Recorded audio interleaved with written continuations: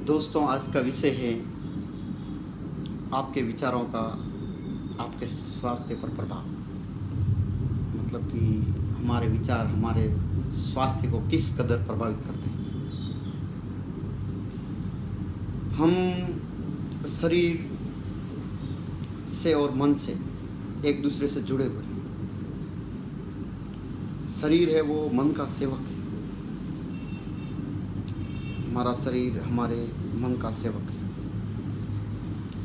यह मन के क्रियाकलापों का पालन करता है, चाहे वे जानबूझकर चुने गए हो या स्वतः ही व्यक्त किए गए हो। अनैतिक विचारों के आदेश पर शरीर तेजी से बीमारी और सड़न के गर्त में धंस जाता है। सुंदर और सुखद विचारों के आदेश पर वह सुंदरता और यौवन रूपी वस्त्र को धारण कर लेता है। बीमारी और स्वास्थ्य जैसी परिस्थितियां मूलतः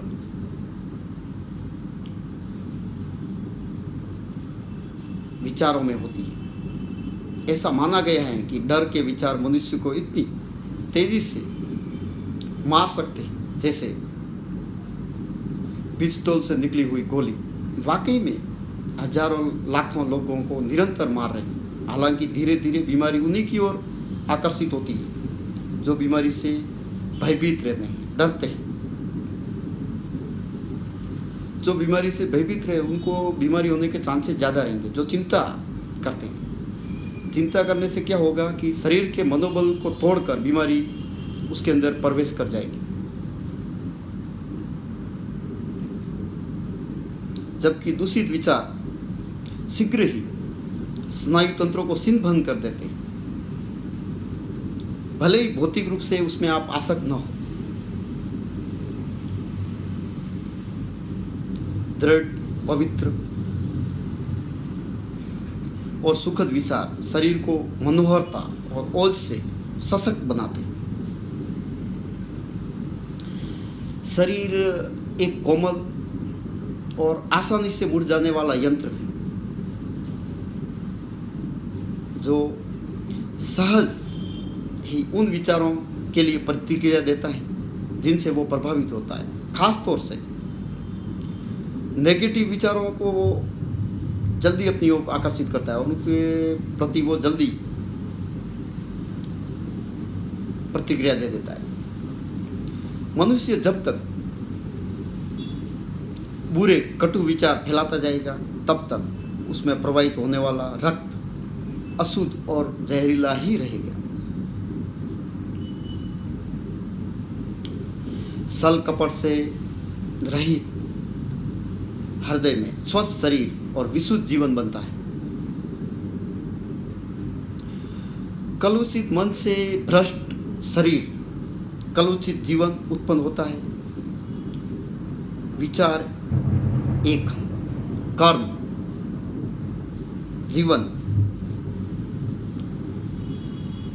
और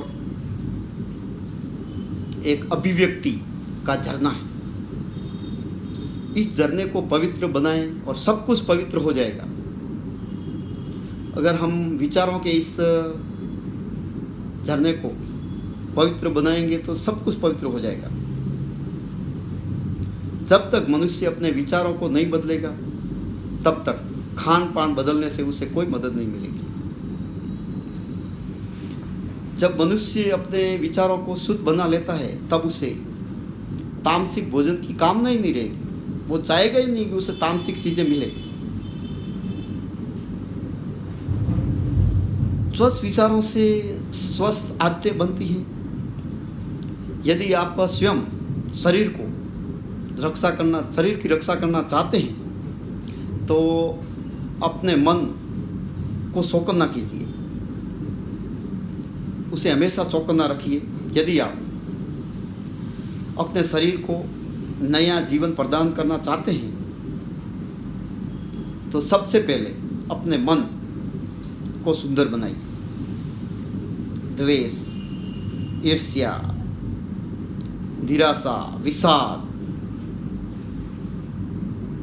ऐसे विचारों को अपने अंदर नहीं आने दीजिए। ये विचार अपने शरीर से, शरीर के ऊपर झुर्रियाँ आएगी और अपने चेहरे की रौनक को गायब करेंगे, दूर करेंगे। अप्रिय चेहरा बनता है वो अकस्मात में नहीं बनता, वो अपने कटु विचारों से बनता है। जो द्वेष, बुराई, घमंड ये ज़्यादा रखेगा तो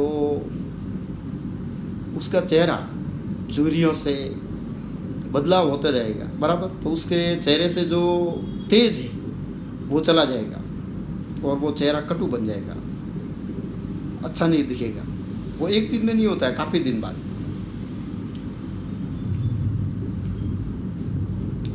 मन में खुशी, सद्भाव, करुणा, दया, परोपकार, आभार, सेवा,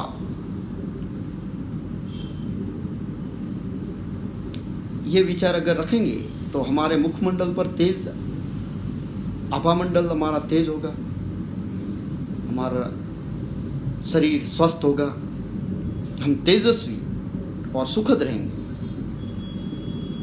और बीमारियां हमारे से कोसों दूर रहेगी। प्रसन्नता के विचारों जैसा इस दुनिया में कोई बड़ा डॉक्टर नहीं है। दूसरे जो विचार रखते हैं उसकी जगह हम अगर खुशी के विचार रखेंगे तो हमारे बीमार पड़ने के चांसेस बहुत कम रहेंगे। दूसरों के बारे में अच्छा सोचना, सभी में अच्छाइयाँ ढूंढना, ये एक स्वर्ग का द्वार है। हम सबका अच्छा सोचेंगे, उनकी बुराइयों के बारे में नहीं, उनकी अच्छाइयों के बारे में सोचने का। भले किसी में बुराइयां हैं लेकिन हमें उस पे बुराइयों पर फोकस नहीं करने का है, उसकी अच्छाइयों के बारे में फोकस करना है कि नहीं उस इंसान में अच्छाइयाँ हैं।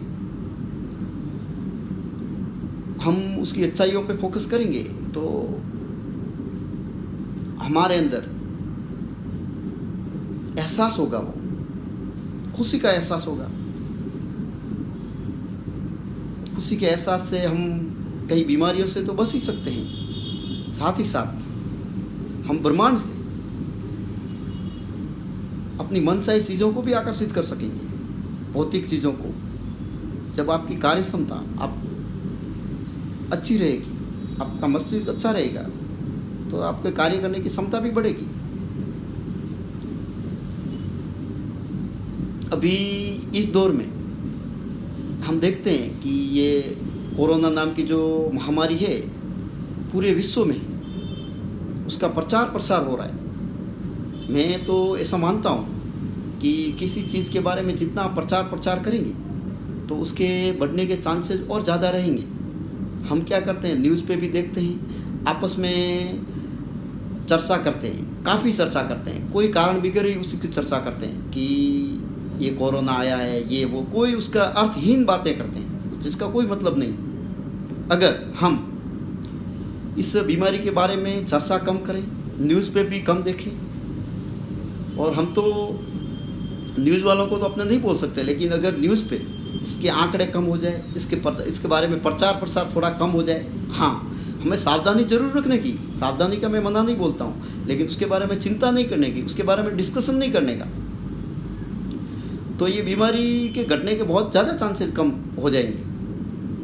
लॉ ऑफ अट्रैक्शन में भी कहा गया है कि हम जिस चीज़ के बारे में ज़्यादा चर्चा करेंगे या सोचेंगे उसके मैनिफेस्ट होने के ज़्यादा चांसेस हैं। हम ज़्यादा बीमारी के बारे में चर्चा करेंगे तो वह बीमारी बढ़ेगी, और हम डरेंगे तो हमारे स्नायु तंत्र छिन्न होंगे, तो अपने अंदर एंट्री करने के पूरे चांसेस रहेंगे। तो मैं तो सबसे ये अपील करूँगा कि आप डरे नहीं, सावधानी जरूर रखें, और 1 महीने के लिए इस बीमारी के बारे में नाम तक न ले, चर्चा तक न करें, सावधानी पूरी रखें, लेकिन मुंह से नाम नहीं ले कोरोना।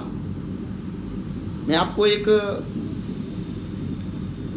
परमात्मा हमारी रक्षा करते हैं, तो मैं बोलूँगा कि आप परमात्मा से सुबह शाम दोपहर ये मंत्र का आप जाप कर सकते हैं, जिससे कि मानसिक रूप से हमारी सुरक्षा रहेगी। परमात्मा की शक्तियों का कवच मेरे और मेरे परिवार पर है। परमात्मा की शक्तियों का कवच मेरे कार्य और कारोबार पर है। परमात्मा की शक्तियों का कवच मेरे देश और विश्व के चारों तरफ है। जो चीज़ जिसे हम चीज़ कहते हैं कोरोना, वो इस दुनिया में आई थी लेकिन ख़त्म हो चुकी है। मैं इसे बार बार कहने का कि ये चीज़ ख़त्म हो चुकी है। ये डेली हम दिन में 4 बार बोलेंगे, 4 से 5 बार, जब भी अपने को टाइम मिले, तो हमें सुरक्षा घेरा रहेगा। परमात्मा है, अगर हम आस्तिक हैं तो परमात्मा जरूर है। आज के विषय में इतना ही। अलविदा, धन्यवाद, जय हिंद।